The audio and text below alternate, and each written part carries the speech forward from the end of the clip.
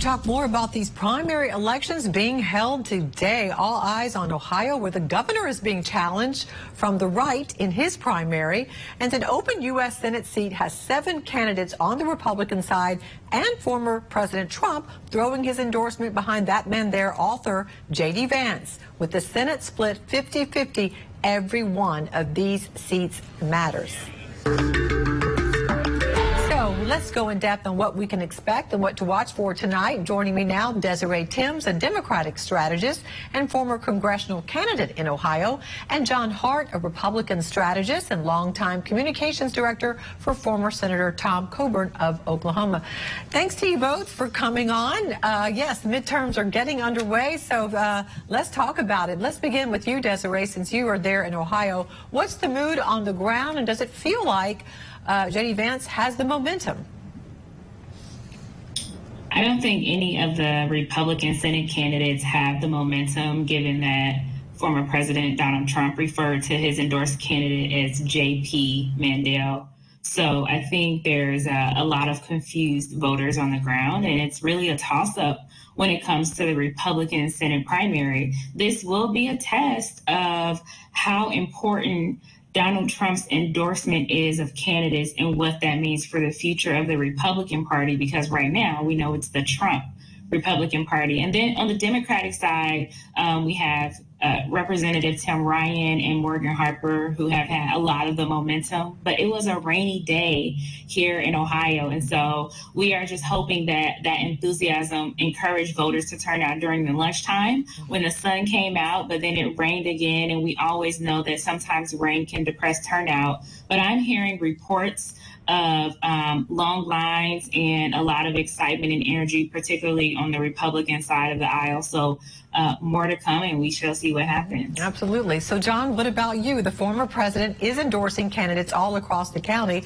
but Vance may be unique in that he spent considerable time as an anti-Trumper and has since switched and recently received the former president's endorsement. Plus, the field is crowded. Is this a good test for the former president's sway on voters? How do you see it? Well, Natalie, I do think it's a test, and I think we'll know a lot tonight about whether the GOP is going to continue to be the party of Trump or whether voters are going to move beyond the former president. But I would say if J.D. Vance wins tonight, it will be because former President Trump played the role of paramedic more than kingmaker. And what we saw is that former President Trump came in at the last minute and resuscitated Vance's campaign, which was struggling, and he may help him over the finish line. As the latest polls had Vance in the lead at 26%, and then Matt Dolan was at 22% and surging. Dolan was not. He's the least Trumpy candidate. He occupies more of what I would call the Glenn Youngkin lane.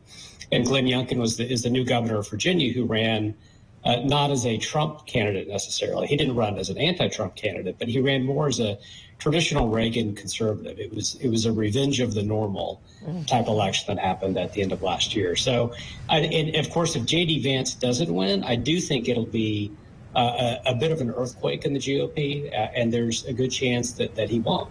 Matt Dolan again with surging, and if he does in fact pull this out, and we'll have some clues. The polls just closed very quickly. Yeah. That would be a very significant blow to former President Trump's prestige and standing in the GOP. Agreed. Desiree, Trump carried Ohio pretty easily in both his runs for president. What's it going to take for a Democrat to break through there? We say this all the time here in Ohio. Ohio is not a red state. It's a rigged state. We have been depressed and suppressed due to Republican obstruction and corruption here in the state. And look, we are a state that also elected Senator Sherrod Brown. And so I think that the Senate race, the Democrat, whoever the final candidate is for the Democratic Party tonight, has a very strong chance of winning Ohio and getting that Senate seat.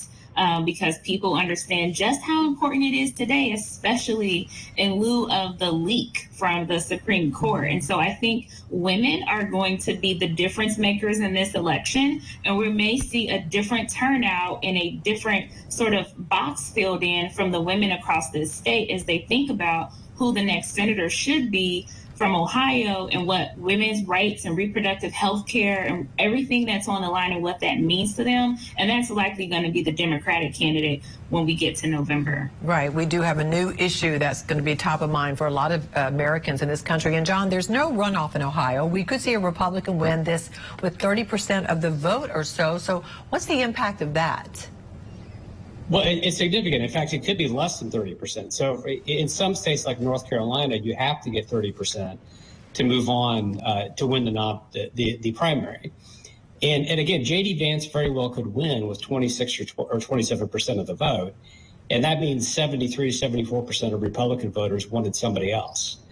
And again, it's troubling going into a general election if J.D. Vance is the nominee, because what voters don't appreciate in either party is hypocrisy and political opportunism.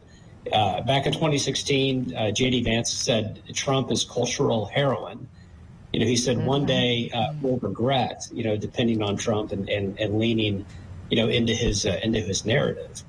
And yet J.D. Vance's entire campaign has been based on, kind of a grotesque groveling at the feet of Trump, the person he once called, cultural heroin. So it's going to be hard for him to sell that narrative to general election voters if he's the nominee. And I think, the Democrat Party has gone so far left on so many issues with the Green New Deal, with cancel culture, that they've really opened the door for Republicans. But I'm not sure a Republican like J.D. Vance is the one to lead that charge. Well, we may be getting an inkling of this tonight, very soon there in Ohio. We can't thank both of you enough for your insights. We really appreciate the conversation. Desiree Timms and John Hart, thanks so much. We hope to talk with you again.